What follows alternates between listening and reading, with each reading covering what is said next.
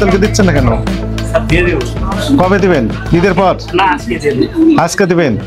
Ticket কাউন্টারে বিশৃঙ্খলা, ভোক্তা কর্মকর্তাকে দেখে পালালো পরিবহন কর্তৃপক্ষ।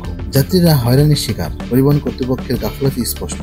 বিধি বহির্ভূত ভাড়া আদায় আর অনিয়মের অভিযোগে যখন একের পর এক যাত্রী ক্ষোভ প্রকাশ করেছিলেন, ঠিক তখনই ভোক্তা অধিকার সংরক্ষণ অধিদপ্তরের কর্মকর্তাদের দেখে পালিয়ে গেল টিকিট কাউন্টারের দায়িত্বশীলেরা। রাজধানী সহ দেশের বিভিন্ন স্থানে যাত্রী হয়রানি ও অতিরিক্ত ভাড়া আদায়ের অভিযোগ নতুন কিছু নয়। সম্প্রতি এক অভিযানে দেখা গেছে বেশ কয়েকটি পরিবহন সংস্থা টিকিটের নির্ধারিত মূল্য তালিকা প্রকাশ না করেই যাত্রীদের কাছ থেকে অতিরিক্ত টাকা আদায় করছে।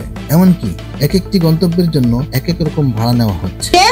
এই রুটের বাস ভাড়া বেশি নেওয়া হচ্ছে, আপনার এখান থেকে ডকুমেন্ট আমরা পেয়েছি। আপনি 685 টাকার ভাড়া 700 নিয়েছেন আপনার প্রতিষ্ঠান শ্যামলী পরিবহন, যেটা ঢাকা টু নওগাঁ।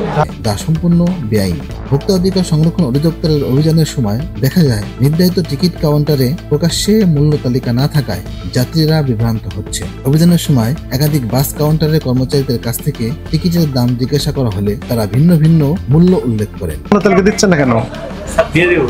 কবে দিবেন? ঈদের পর? আজকে দিবেন?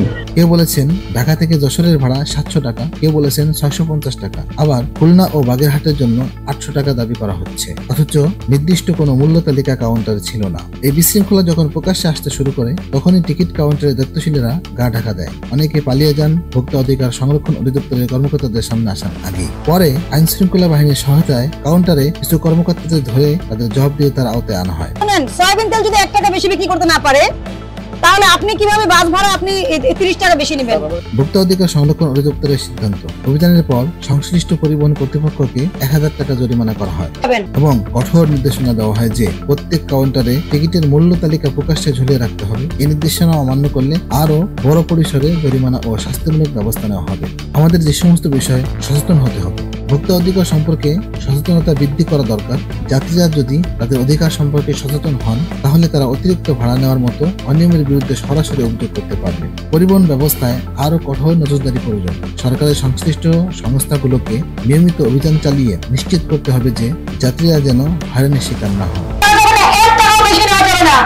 আপনি যদি বলেন 10 টাকা বেশি নিচ্ছি, এটা আপনি 1 টাকা বেশি নিতে পারবেন না।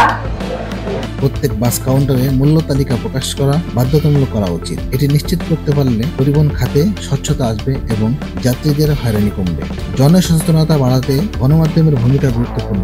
এ ধরনের রিপোর্ট প্রতিবেদন প্রকাশের মাধ্যমে সাধারণ মানুষকে সচেতন করা গেলে অনিয়মের মাত্রা কমতে পারে। এ ধরনের অনিয়ম দূর করতে সবাইকে একসঙ্গে কাজ করতে হবে, তা না হলে যাত্রী হয়রানি ও পরিবহন খাতের বিশৃঙ্খলা দিন দিন আরো বাড়বে।